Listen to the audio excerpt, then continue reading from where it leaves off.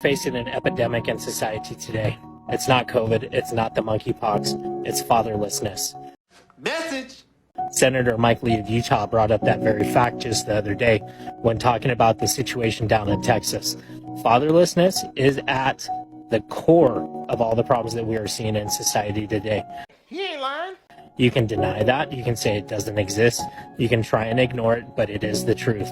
If you do the researching, look at statistics of children that are raised in single-parent households, primarily that of the mother, you're going to see statistics skyrocket in suicide, crime, drug abuse, alcoholism, teen pregnancy. Statistically speaking, it was bound to fail anyway. Those all go through the roof in households where there is no father present. This is something we need to acknowledge now. We need to take steps to fix this issue now. The fallacy is that the current fatherless families so prevalent among contemporary blacks are a legacy of slavery, where families were not recognized under slavery. This ignores the fact that the problem has become much worse among generations of blacks far removed from slavery than among generations closer to the era of slavery. How is that even possible? Close quote. Explain that. You mean explain why it is so, or Yes. See, why is that? Why? What on earth is going on there? That is so counter to what we assume. Well, first of all, the people, most people have not recognized the fact that that if you go back into the 20s, you find that married couple families were much more prevalent among blacks then than today. That's just an interesting fact. Most black kids grew up in homes with two parents under slavery itself and for generations thereafter. And as late as the 1960s, most black children grew up in two-parent homes. When you think about it, I mean, centuries of slavery and generations of Jim Crow did not destroy the black family, but one generation of the welfare state. My mind has been blown. I want him to know that. And it's tough. It's tough talking to him. Who's feeling resentment, you or he? I feel resentment. I feel resentment with my father coming up because he's never been around. And when I talk to my son, I feel like he feels the same way. Resentment towards you? Yes. Tell me what's going on, beloved. Can you talk about it? If I come over there, would you talk to me about it? Dad, can I come there for a moment? If you sit right there with him. Is it true that you... Wow, okay, shit. Right there, don't leave. You said that. Tell me what's going on. I haven't seen him in a long time. Him? And how does that make you feel? What's a long time? Tell me what long time is. Since I was about 4. Since you were 4. And how old are you? 13. 13. Come on now, dog. Come on, man. And what did you tell yourself about him when he wasn't there? I think it was a mistake. That you were a mistake? You feel like a mistake. Okay. And what did you feel about him when he wasn't there? I didn't have a father. Yeah. And have you ever talked to him about that? Okay. So Dad, turn around. Turn around. All right. What do you want him to know? Look at him. He's gonna be here this time. Okay? What is it that you want him to know? Look at him. Tell him how it felt. Horrible. It felt horrible that you left me. Tell him. It felt horrible that you left me. It made me feel like I was a mistake. Made me feel like I was a mistake. And how did you feel about him? Tell him how you felt about it. I loved the person that I had never seen. And that made you feel what? Like I wasn't supposed to be here. Now, what do you want to tell him now that he's back? That I love him. And? That I want him to be here. And tell him he doesn't get to leave you again. He don't get to leave me again. And to play with my heart. To play with my heart.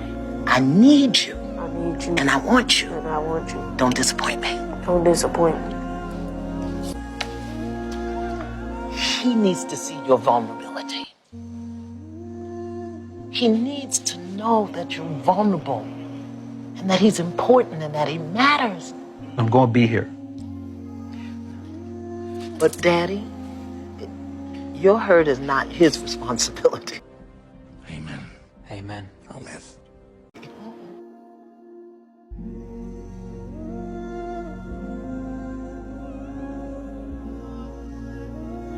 Nobody wants to have this conversation because once you say fatherless homes are the problem, then we have to start addressing why there are so many fatherless homes.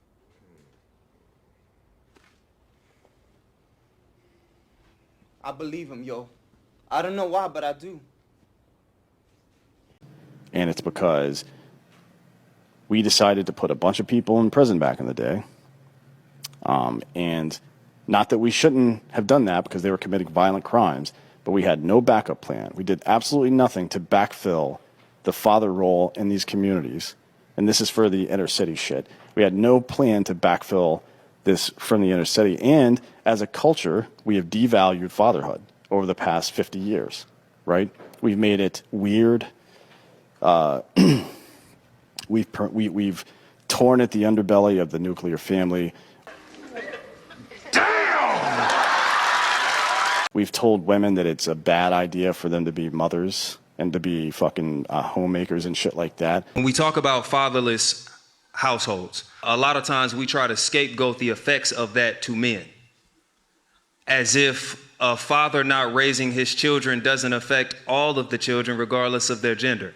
The reason I bring that up, if I have not had a man to show me how to refine whatever version of manhood we subscribe to in my house, then you also have not seen a man interact with your mother and respect her feelings.